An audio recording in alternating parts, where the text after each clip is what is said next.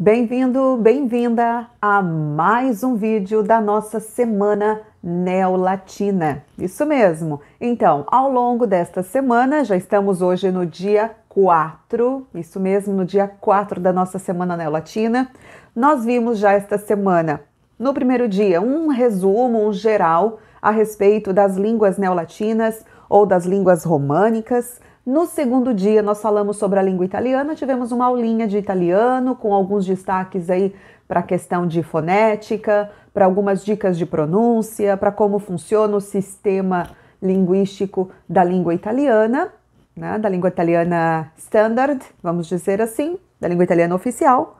E no vídeo número 3, nós falamos um pouquinho sobre o espanhol e sobre o francês, com pequenas dicas, algumas reflexões e tudo mais. Hoje, no vídeo de número 4, como prometido, nós vamos falar um pouco a respeito de dialeto, nós vamos falar um pouquinho de línguas minoritárias, trazer algumas reflexões sociolinguísticas para você que tem interesse na área, você que gosta de pesquisar, você que gosta de estudar a respeito, ou simplesmente se você tem interesse, então fica com a gente aí, fica comigo no vídeo, tá bom? Para você aí que gosta realmente desse universo da linguagem. É isso mesmo, porque língua e linguagem, se a gente pensar, tem diferença no sentido, tem diferença de significado. Língua italiana, língua portuguesa, língua francesa, língua espanhola, né? Agora, linguagem, o que representa a linguagem? E aí a coisa vai um pouquinho além, tá bom? Então fica aí, se você gosta, bem-vindo mais uma vez à nossa Semana Neolatina, vídeo de número 4. Se você não acompanhar no horário que está saindo o vídeo, tá bom? Que a gente sempre coloca no ar às 8 da noite, tá colocando essa semana. Tô aqui numa pauleira aí para gravar o conteúdo, deixar tudo disponível para você. Os vídeos vão permanecer no canal, então não se esquece aí de deixar aquele joinha, né? Não se esquece de se inscrever no canal Carla Ribeiro, Mundo Neolatino. Tá bom? Também visite a nossa página mundoneolatino.com, visite os nossos perfis, visite o perfil oficial aí da editora no Instagram, Mundo Neolatino Editora, e também já dá uma passadinha lá no meu Carla Ribeiro Editora, que a gente sempre acaba trazendo aí novidades e curiosidades a respeito de linguagem, das publicações, de edições, viagem, cultura em geral, para você que gosta do mundo literário, você que gosta do mundo das letras. Perfeito? Então vamos nessa. Então, como já falei, nós vamos hoje falar sobre questões de diferenças de língua, diferenças linguísticas, alguns conceitos bem gerais, tá bom? Coisas do tipo. E a gente, claro, no finalzinho hoje, a gente não poderia deixar de falar dela ou nela. Na última flor do lácio, já falei nos outros vídeos, o que é a última flor do lácio? Aquele momentinho, aquele segundinho para você pensar. Isso mesmo, a nossa linda, bela e linda língua portuguesa. A língua portuguesa é considerada a última flor do lácio, porque o Lácio é a região onde hoje é a região italiana, onde fica Roma, onde fica o Vaticano, na região do Lácio, por isso que vem o latim. A palavra latim vem de Lácio, que era o Latium, a região de onde saiu então o latim clássico, o latim vulgar, que foi o que deu origem às nossas línguas românicas, às nossas línguas neolatinas. Perfeito? Vamos então, vamos em frente. Para a gente começar então nas nossas reflexões, vamos pensar um pouquinho, o que é um dialeto? Você já parou para pensar o que é um dialeto? Você já parou para pensar o que é uma língua minoritária? Já ouviu essa expressão alguma vez? Língua minoritária? Porque a gente tem muito aquela mania de pensar assim, o que é um dialeto?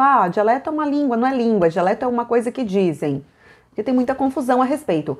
Olha só, eu vou trazer alguns conceitos bem básicos, vou deixar bem claro aqui, tá? Que eu peguei de algumas linhas de estudo que eu acabo tomando por pesquisa, o que eu estudei em algum momento da minha vida acadêmica, né? Pode ser que pode ser que você encontre outros conceitos por aí, outros estudiosos, e tudo bem, tá? Você vai tirar as suas conclusões. a partir disso tudo, do que você ler, do que você ouvir. Mas o importante é sempre refletir acerca do tema, pensar um pouco nisso tudo, nessa sopa de línguas, nessa questão toda, né, na questão da língua, realmente. Vamos trazer a questão da língua, principalmente porque nós não estamos sozinhos nesse mundão falando somente a nossa língua, nosso idioma. A gente tem que respeitar, acima de tudo, né, as diferenças. Então vamos lá. Pegar a minha colinha aqui, porque, né, não lembrar tudo assim. Então, vamos pensar no que seria um dialeto. Eu já falei num outro vídeo, acho que foi no vídeo 2, a respeito de dialeto. O que representa, o que caracteriza um dialeto? Parou para pensar nisso? Então, vamos lá. Um dialeto seria, tá, em termos gerais, assim, pegando um conceito, a gente pode dizer que é a forma, né, como uma língua acontece num determinado espaço geográfico. Eu posso dizer, fica restrito a uma comunidade, né, a um local, um dialeto, tá? Usuários de uma mesma região que acabam utilizando uma língua. Tem muita gente que diz que dialeto não é língua. Eu defendo que dialeto é língua, certo? Por quê? Não é que tenha... E o dialeto, assim, é uma questão, uma coisa que vai passando de geração em geração, são pelos hábitos, são pelos costumes. Não exatamente que eu vou para a escola para aprender um dialeto, né?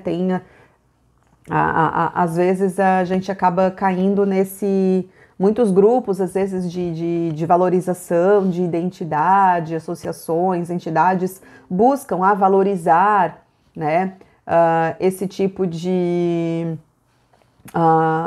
né, de hábito, vamos dizer assim, né? Não, vamos ter que trabalhar o dialeto para as crianças, para os novos habitantes falarem. E aí, tem que ser algo natural. O dialeto, ele emana, é como assim o direito que emana do povo, né? Então, a língua, esse dialeto, ele vem de quem está falando, dos habitantes de determinado local. Então, não é algo que eu vou ensinar e o outro vai aprender, porque senão fica de modo artificial. Tem que ser algo que venha naturalmente. Aquilo acaba se consolidando, porque existem regras internalizadas, não é necessariamente como é que vai ser no dialeto X, no dialeto Y, não, existem regras internalizadas, não regras que vão ser encontradas em livros, em gramáticas, existem vários estudiosos, existem vários pesquisadores que acabam coletando os dados e reunindo, compilando tudo em livros, em dicionários, e isso é louvável, com certeza, serve para registro, mas não que se vá ensinar uma outra geração, que acaba sendo algo um tanto quanto divergente, não sendo natural. Mas, enfim, eu estou falando a partir daquilo que eu estudei, daquilo que eu acredito que aconteça. Porque eu sempre digo, a língua é um organismo vivo, portanto, nós não vamos encontrar hoje aquilo que era falado há 200 anos. Muita coisa muda, as necessidades mudam e assim por diante. Portanto, vale a reflexão, vale a gente pensar a respeito. Se você ficou interessado, existem muitos autores, pode mandar uma mensagem para mim, manda aí que eu indico, posso indicar algumas leituras, tá? Alguma literatura. Se você tiver interesse em dar uma lida, em conhecer algo mais a respeito disso, tá bom? Nós não vamos focar tanto, só estou trazendo alguns questionamentos, algumas perguntas, ver se você concorda comigo. Eu não sei, você pode discordar também. Se você discorda, escreve aí nos comentários. Se você concorda, também pode escrever nos comentários. Não tem problema. Vamos aproveitar e utilizar esse espaço como um espaço de debate, de discussão, de reflexão, que é esse o objetivo da nossa semana, a gente fazer refletir a respeito do que nós temos, desse material linguístico que nós temos, não somente aqui local, nós temos no mundo todo, tá? A partir, claro, como o nome diz, neolatino, a partir de um enfoque latino, neolatinizado. Tudo bem? Vamos em frente. Então, isso, questão de dialeto, poderia aqui citar vários tipos de dialetos, vários nomes dados a dialetos, que acabam, às vezes, se confundindo com o conceito de línguas minoritárias, tá bom? Que a gente acaba trazendo alguns conceitos somente de línguas minoritárias, tá bom? Então vamos lá. Eu peguei aqui alguns conceitos, peguei alguns exemplos para trazer para você, tá bom? Eu estou com um artigo aberto aqui do João Bittencourt de Oliveira, da UERJ, da UNESA, falando sobre a situação atual das línguas minoritárias na Europa, um artigo que eu achei bastante interessante, tá bom? Ele fala a respeito das línguas românicas, exatamente sobre o que nós falamos aqui, que as línguas românicas ou neolatinas foram as que se formaram a partir do latim vulgar, tá? É só você jogar ali procurando sobre filologia, né? A situação atual das línguas minoritárias na Europa, de João Bittencourt de Oliveira, tá bom? Existem N trabalhos, N pesquisas a respeito do assunto, mas esse foi um dos que eu estou trazendo aí para você, tá bom? Ele cita aqui que dentre os diversos critérios de classificação das línguas românicas, existe a enumeração de Meyer-Lübke, que parece ser a mais convincente, enfim, vindo do leste para o oeste. O famoso filólogo suíço assim apresentou, se referindo a Meyer-Lübke, né, as línguas românicas, sendo o romeno, o dalmático, o reto-romano ou o rético, italiano, sardo, provençal, francês, espanhol e português, tá bom? Essas línguas que nós trouxemos, estamos trazendo para refletirmos ao longo desta semana. E aí nós temos, ele traz as línguas como línguas minoritárias, o provençal, tá? O provençal occitânico, o nome já fala occitânico, da Occitane, né? De um dos dialetos da língua do Oc, da língua da Languedoc, tá? E sobretudo do antigo provençal, ou língua dos trovadores medievais, lá pelos séculos XII e XIII, as origens do provençal, que é uma língua minoritária, ok? Então, ao domínio dos dialetos provençais pertencem a Provença, Languedoc, que é a região da antiga França, no sul da Guyenne, ao norte do Roussillon, o Auvergne e o Limousin. Então, o provençal é considerado uma língua minoritária. Porque qual é a língua da França, a língua oficial, que não é minoritária? Francês, mas existem outras línguas que alguns dizem ser dialetos, outros língua minoritária, mas enfim, língua minoritária, como o próprio nome já diz, falado por um determinado grupo, numa determinada região, que às vezes acaba coincidindo com o conceito de dialeto. Nós não vamos aqui entrar em questões bem específicas, estou apenas trazendo que existem tais línguas minoritárias e que é importante a gente refletir a respeito delas e conhecê-las. Outra língua considerada minoritária também, que eu trago aqui no artigo do João Bittencourt de Oliveira, que ele cita, como eu disse, Umberto Eco traz, e eu vou depois trazer aqui algumas reflexões a respeito de que Umberto Eco traz. Temos o Marcos Banho no Brasil, que fala bastante a respeito dessa questão linguística, da sociolinguística. Nós temos outros pesquisadores de tantos. Eu estou apenas trazendo alguns exemplos e citando a minha fonte, que eu estou falando agora aqui, que eu gostei porque ficou bem resumido para eu poder passar para você, tá bom? Outra língua minoritária, nós temos o catalão, na Catalunha. Durante a Idade Média, o catalão desenvolveu uma língua escrita, lá no século XII até o século XV, mais ou menos, que se impôs ao sul da Itália, quando foi do domínio sobre Nápoles e também na Sicília. A partir do século XV, começou a sofrer concorrência do castelhano como língua escrita. O seu reflorescimento como língua literária foi retomado lá no século XIX, que não faz tanto tempo assim, né? Nós estamos no século XXI, então 200 anos mais ou menos. Então, o catalão comporta algumas variedades dialetais e subdialetais, principalmente no aspecto da fonética. E essas diferenças dialetais, né, não afetam a notável, a grande unidade do catalão literário. Como eu falei já no vídeo 3, o catalão é muito incrível, aquela região ali é show de bola, assim, eles defendem nessa identidade deles, muito bacana, e é isso mesmo, por isso que é uma língua, tem o status de língua. Existe um povo que fala, que usa, certo? Tem o reto-românico ou rético, que também é considerado língua minoritária, tá bom? O rético ou o reto-românico é o nome coletivo de 3 grupos de dialetos românicos falados por menos de 1 milhão de pessoas nas regiões montanhosas na Suíça, na Áustria e também na Itália, aquela região principalmente de fronteira onde pega Itália, região montanhosa, os Alpes suíços e Áustria, tá bom? Aqui eles também, vale a pena ressaltar aqui que esses dialetos, eles já não se encontram geograficamente ligados, então, portanto, não que a gente vai acabar encontrando todos, digamos assim, vamos imaginar um amontoado geográfico, tá? Mas acabam se espalhando, tá? Então, ele ainda é falado, reto-românico ou rético, ainda é falado por uma população mais ou menos mais ou menos uns 30 mil pessoas. É pouca coisa, né? Se a gente for considerar, mas acaba ganhando um status de língua minoritária. Outra língua minoritária que a gente pode destacar aqui é o sardo, tá bom? O sardo, que é uma língua românica falada na Sardenha, ilha italiana ao sul da Córcega, tá? La Corse.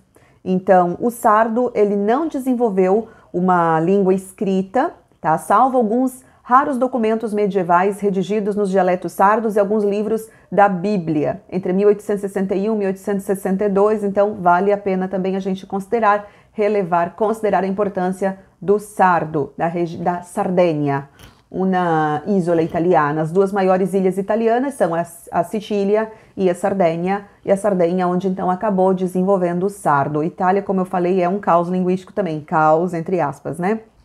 Portanto, algumas línguas minoritárias que eu trouxe aí para você, para dar uma pensada, para refletir um pouco a respeito do tema, um pouco a respeito do assunto, que é sempre importante e interessante a gente acabar refletindo, né, sobre, certo?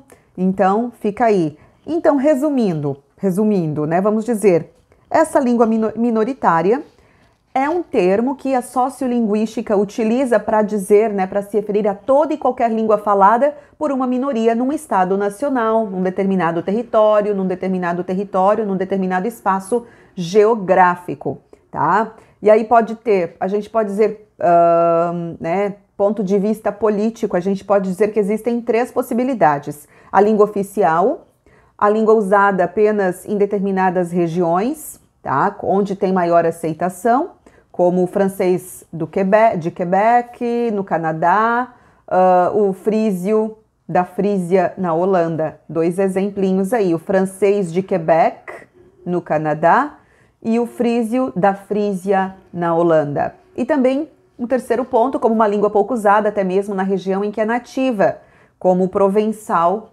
na Provence, na França, tá bom? São alguns exemplos, então, de conceitos relacionados a línguas minoritárias.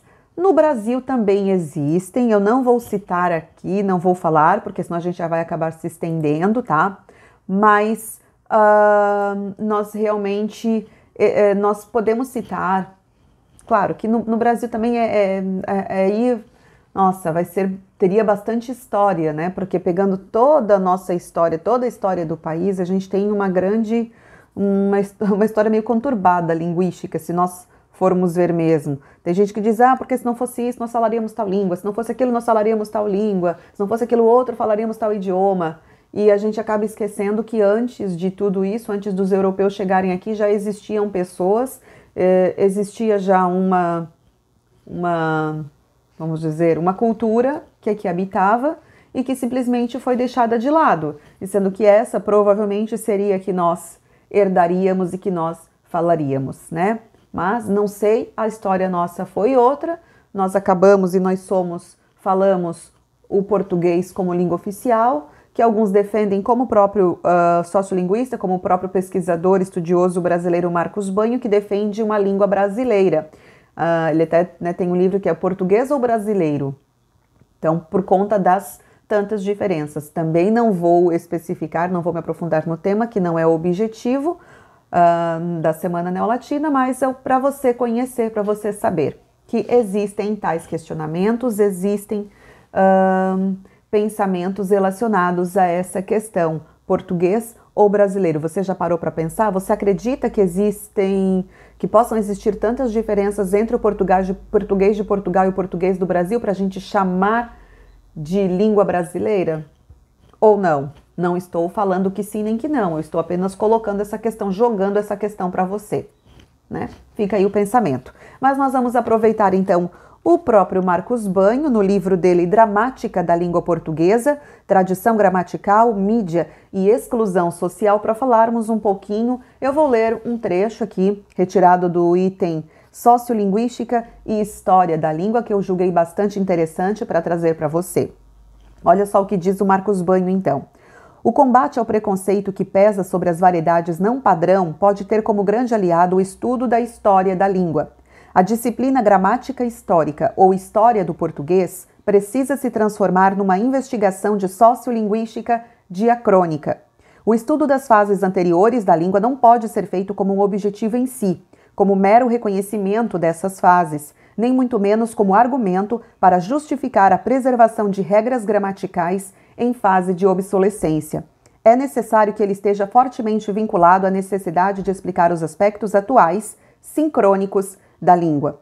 A gramática histórica tem ampla possibilidade de se tornar uma ferramenta eficaz no processo de desconstrução ideológica do preconceito linguístico. Marcos Banho ele fala bastante a respeito desse tal preconceito linguístico, onde a gente tem essa noção muito grande de dizer que a fulano, ciclano fala errado, né? Aí, né? Será que é errado? O que é errado? Não está se comunicando? Não está passando a mensagem? Então é bastante interessante, né? Ele cita bastante crítico na questão do ensino da língua na escola, nas escolas.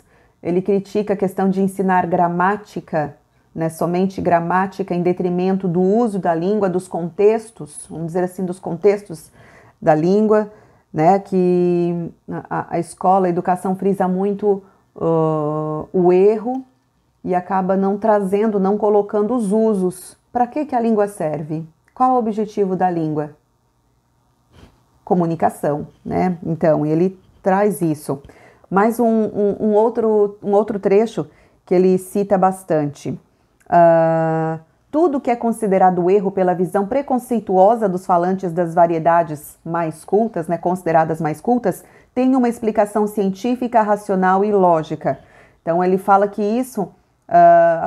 fazendo uma crítica à própria academia, né, a academia que eu digo, né, a universidade, os centros de pesquisa, apesar de que muita coisa já tem mudado, a gente vê, por exemplo, nos concursos públicos, Enem, vestibulares, que eram aplicados, era tudo muito regra, né, para ver qual era o erro, encontrar o erro, achar o erro, e interpretação e compreensão de texto zero, basicamente. Então, para que eu quero aprender? A mesma coisa para uma língua estrangeira. Eu quero aprender o francês, quero aprender espanhol. Não adianta simplesmente a gramática, essas regras, elas são importantes, mas para eu entender como funciona a língua, não adianta eu ficar corrigindo somente, frisando em determinado erro, destacando um erro e não colocando, não ensinando, não refletindo a respeito do uso de determinada palavra, do uso, né, de um contexto. Tá? Vamos pegar os próprios falsos cognatos que eu trouxe no vídeo 3, a respeito do português e do espanhol. Então, se eu não cito, ontem eu falei do cubierto, essa questão do cubierto, não adianta eu ficar falando que cubierto é um substantivo, é masculino, o plural de cubierto, cubiertos, e uso com o artigo x, y, el cubierto, ou el cubierto, el cubierto. E aí como é que eu falo isso em francês? Couvert, e como é que fica? Feminino, masculino, como é que é o plural? E simplesmente nisso, e não falar também no contexto, quando eu uso a palavra cubierto, quando é que eu tenho que utilizar cubierto? Em que momento? E que cubierto também pode ser aquela taxinha que eu pago para entrar num restaurante, quando, né, não em todos. E aí? Isso também é contexto de fala, então a gente tem que fazer refletir a respeito disso, não somente frisar a gramática, ela por ela. Muita coisa já mudou, isso é bom, isso é positivo. A maioria dos professores, a academia, a universidade hoje já tem focado nesse ponto. as escolas. Agora tem que chegar realmente em massa para a educação, né, nas escolas. E isso leva um tempo, ainda leva um tempo, mas eu acredito que vai dar certo, tá bom? Mas trazendo essa reflexão para a gente fazer a respeito da língua em si, uma visão a partir aí de Marcos Banho, esse sociolinguista brasileiro, muito requisitado, muito bom, tem uma fala muito interessante, eu particularmente considero bastante aí. Então, se você ficou interessado, eu retirei esses trechinhos que eu li de Gramática da Língua Portuguesa, da Edições Loyola, Tradição Gramatical, Mídia, Exclusão Social, tá invertido, mas eu coloco aí para você depois o nome certinho, tá certo? Continuando nossa reflexão a respeito do uso da língua, da linguagem em si, hoje trazendo questões linguísticas, sociolinguísticas, históricas, enfim, um pouco de tudo, né? Para você que de repente você não é da área, não é da área de letras, para que você possa também perceber essas nuances, essas discussões, esses debates que existem no mundo da pesquisa, no mundo acadêmico.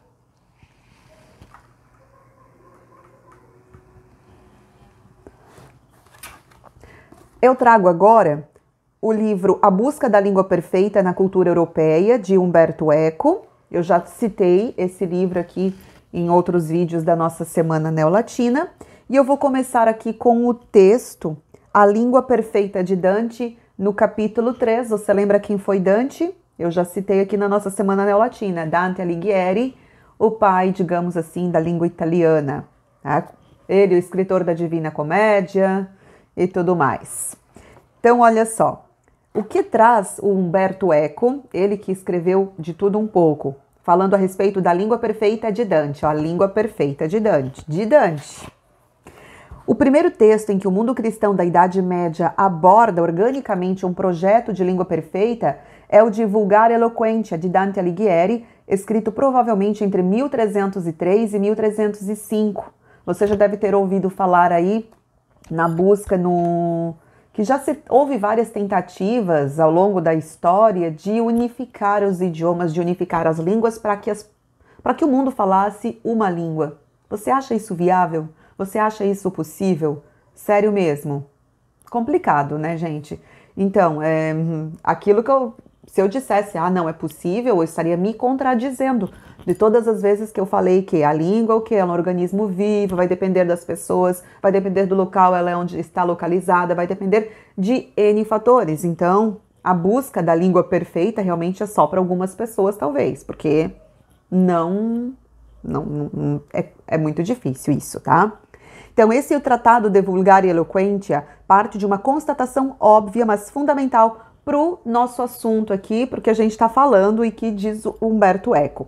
Existe uma pluralidade de línguas vernáculas e o vernáculo se opõe, ou seja, é contraditório, vai contra, né, enquanto língua natural, ao latim como modelo de gramática universal, mas artificial. Agora nós vamos falar sobre a Torre de Babel. Você já ouviu falar a respeito da Torre de Babel, da história de Torre de Babel? Pois é, onde falaram várias línguas, é uma Babel. A gente diz quando está falando tem muita língua, é uma Babel. Então, né, um boom, muitos idiomas.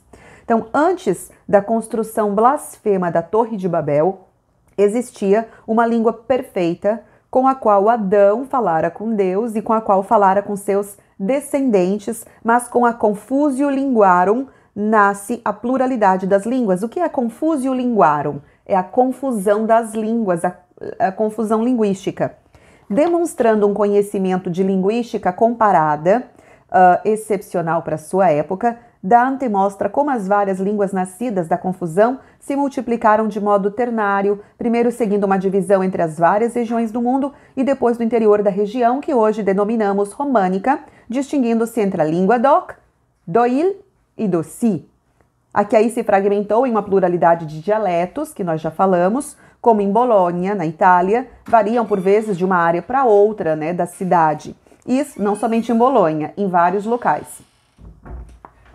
Isso porque o homem é um animal instável e mutável por costumes, hábitos e linguagem, tanto no tempo como no espaço. Está aqui, ó. Umberto Eco falou o que eu falei. Ele escreveu exatamente o que eu disse, eu trouxe aqui para você, certo? Olha só, vamos com moral, hein? Uhum.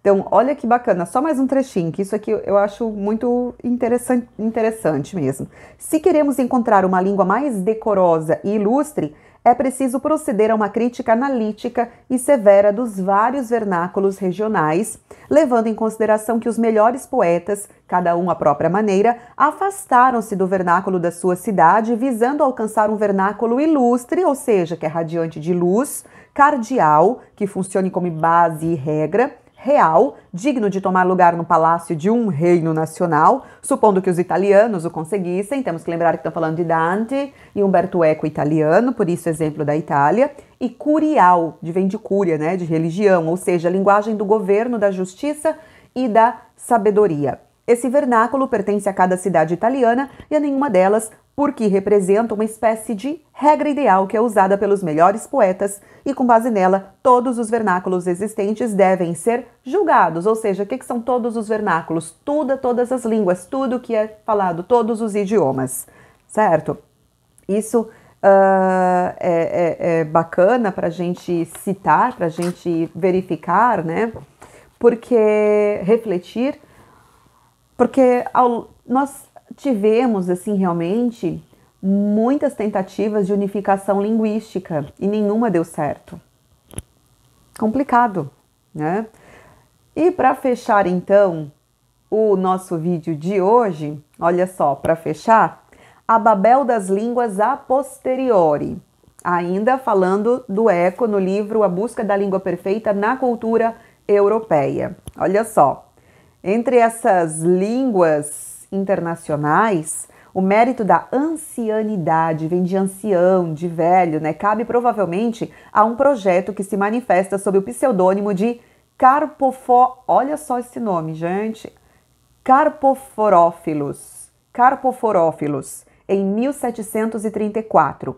A seguir viria a Longue Nouvelle de Féguet e posteriormente o Communicationsprache de Schipfer, em 1839, de onde o século das línguas internacionais é com certeza o XIX, onde teve muitas tentativas o século XIX de unificar as línguas. Um mostruário sobre alguns sistemas revela uma série de semelhanças de família, como a predominância de radicais latinos e, em todo caso, uma suficiente distribuição entre radicais de línguas europeias, de maneira que os usuários de línguas naturais diferentes têm mesmo sempre a impressão de se encontrar diante de um idioma familiar. E para fechar essa reflexão que Umberto Eco nos traz, essa Carpoforófilos, eu vou ler para vocês uns dois trechinhos, na verdade tirado de alguns sistemas, de algumas tentativas de unificar as línguas, tá? Vamos ver se você vai entender aí. Eu vou escrever ali, vai aparecer aqui na legenda.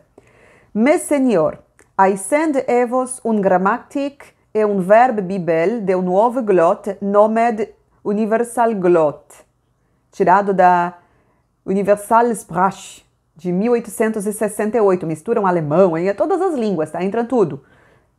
Vê se você concorda comigo, né? Meu senhor, eu envio a você uma gramática e um livro, né? Um verbo bibel, vem aqui como se fosse de bíblia, de verbo, ou seja, um dicionário de uma nova glosa, de uma nova língua chamada língua universal. Isso foi uma tentativa em 1868, olha que loucura. Depois, em 1885, com a Passilingua. Ta Passilingua era una idiomum per tos populus findita, una lingua qua autores de to spirito divino, informando tos hominos zu parlir ercreita. Então, a tua língua universal, é um idioma para o teu povo. Findita, eu não consigo pegar tudo aqui. Vamos ver se você consegue agora sim de cabeça, pensando. Talvez terminada, finalizada. Uma língua cujo autor do teu espírito divino, informando os teus homens sobre falar. A ercreita, esse ercreita, não sei se vai ser sobre escrever, provavelmente. Escrita, craita, né? E mais uma, da tentativa de 1888. Messieurs, me recipitum tuo epistola hic mane gratissime. Aqui dá uma forte influência realmente do latim, né? Meu Senhor, aqui está, né, a tua carta, a tua epístola, em mãos gratíssimas. Interessante isso. E para fechar, olha só, em 1893 surgiu até mesmo um antivolapük, que nada mais é do que a negação dessa LIA, que é a língua internacional, porque oferece uma gramática essencial universal. Vamos ver, com alguns itens lexicais tomados da língua de quem fala também. Ó, um francês internacional. Eu ne savoir où est ton cousin. Eu não sei onde está teu primo, eu acredito que seja isso. Isso aqui tá beleza, mas não sei se é porque, né? Eu ne savoir où est ton cousin. Bem parecido. O inglês internacional. Eu não haver luz chez book que eu haver find in le street. Eu não haver luz, eu não perdi o teu livro que eu tinha encontrado na estrada, nas estradas. E o italiano internacional, io aver vedere c'è ragazzo e c'è ragazza in una strada. Io aver vedere, eu tenho que encontrar, eu tenho que ver teu garoto, teu namorado, tua namorada em uma estrada, encontrar. Não sei o que estava querendo dizer aqui, né? Só alguma, olha para ver que loucurada, gente, que já se fez nesse mundo. E um russo internacional. Agora, você que fala russo, por favor, ajuda. Lidom de mi atie e de mi jaja, esale o gol de che ulisa. Aí, eu não sei, tá bom? Mas, tá vendo? Essa coisa toda, gente, essa história, todo mundo, tem muita gente que é curiosa aí. E lembra do Esperanto? Pois é, o Esperanto, que foi proposto pela primeira vez, o Esperanto foi proposto em 1887. Olha só, em 1887, quando o Dr. Ludwig Leiser Zamenhof publicou em russo um livro com título Língua Internacional, Prefácio e Manual Completo, tá? Em Varsóvia. O nome Esperanto foi adotado universalmente porque o autor assinava o seu livro com o pseudônimo de Doctoro Esperanto, ou seja, doutor esperançoso. Curiosidades hoje, então, no nosso episódio, no nosso vídeo, na Semana Neolatina. Todo mundo é curioso por língua, né? Essa coisa toda, esse bolo, esse rolo universal, internacional, né? Então, se a gente pegar as línguas, a gente vai entendendo aos pouquinhos, vai compreendendo, né?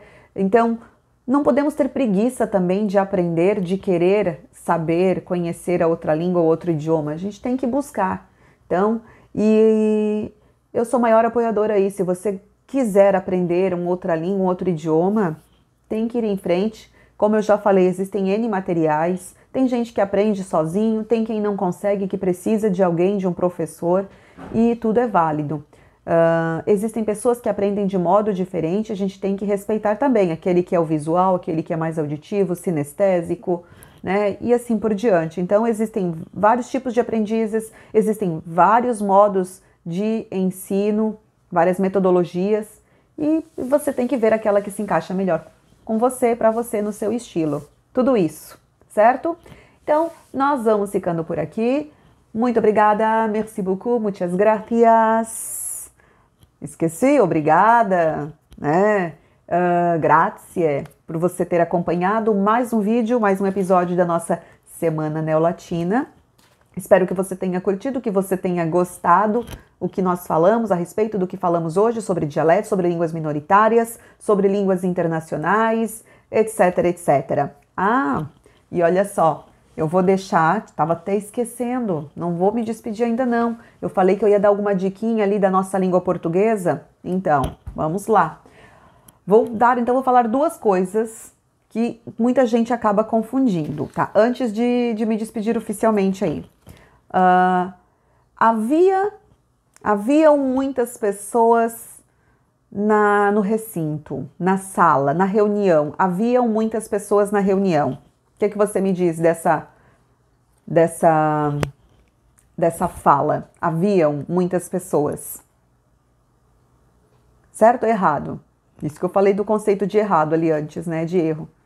gramaticalmente, pela gramática tradicional, pela gramática normativa, vamos dizer assim, está errado, porque o verbo haver, quando é no sentido de existência, não vai para o plural. Então, havia, eu poderia dizer que tinha milhões de pessoas, então havia milhões de pessoas, tá? Havia é o correto, o A com H, havia milhões de pessoas, não posso dizer que haviam. E mais uma coisa, aproveitando, aí a segunda dica que eu já vou englobar. Nós falamos oralmente, né, na nossa oralidade, enfim, nós falamos que tinha muita gente, tinham muitas pessoas, a gente acaba usando o verbo ter. E eu percebo muito assim nos alunos que estão aprendendo outras línguas, até mesmo o inglês, né, que não é uma neolatina, apesar de ter influência, mas que a gente acaba colocando o ter no sentido de existir. A gente usa, como nós usamos na fala no português, a gente acaba levando para outras línguas. Por exemplo, no espanhol, ou para o italiano, para o inglês, para o francês mesmo, que seja, mas no francês ainda até o avoir ainda é usado, né? Mas, por exemplo, no italiano que se fala c'è e ci sono, para dizer que tinha muita gente, c'erano, molte persone, c'erano. No espanhol, ou se fala o tem muita gente, tem isso, tem aquilo, né? Não, é o hay, H-A-Y, né? Hay muchas cosas, hay. Também, então, com certeza, tem muitas pessoas que acabam colocando o haver ou até mesmo tener, né, como verbo ali, nesse sentido de existência. Por exemplo, no inglês acaba levando com there is, there are, né? E para dizer que tinha muita... vamos trazer no presente. Há muitas pessoas. Aí acaba falando have many people. Não, né? Então é there are many people, there are, né? There is, there are. No italiano c'è, ci sono, no francês il y a, no espanhol hay muchas personas. Então, nós acabamos transportando o que nós conhecemos, o que nós falamos do português para esses idiomas e acabamos confundindo, cometendo esses desvios, né? E aí não tem, aí vai ficar errado mesmo, vai ficar complicado de ter esse entendimento. Nós nos entendemos aqui dentro do português, apesar desse desvio, né, em relação à norma, à gramática normativa, em relação à norma culta, que a gente tem que saber que existe a norma culta, né? Não dá para também só assim, não, existem regras, existe uma linha e nós vamos desviando conforme o local onde vivemos, conforme a nossa vivência, convivência, etc. Tá bom? Então ficamos por aqui. Muito obrigada. Amanhã tem o último vídeo da Semana Neolatina, falando um geralzão aí a respeito das línguas dessa Babel que é, ok? Todas as línguas românicas ou as línguas neolatinas, e com o sorteio, vai lá no perfil Mundo Neolatino, @Mundo Neolatino Editora, participe do sorteio concorrendo ao livro Origine, organizado por esta pessoa aqui, mais um curso de escrita criativa que nós estamos elaborando, tá lá no nosso site mundoneolatino.com, aproveita, passa lá, ok? Vê lá as regrinhas da promoção para concorrer ao curso de escrita criativa e ao livro Origine, recortes da imigração italiana no sul catarinense, e veja certinho, vá lá no Instagram, acaba conferindo quais são as regras, como participar, também participe do nosso grupo no Telegram, é o Mundo Neolatino mesmo, tá bom? /Mundo Neolatino, vai lá, participa que a gente se vê, a gente se encontra. Até mais então, tchau, tchau!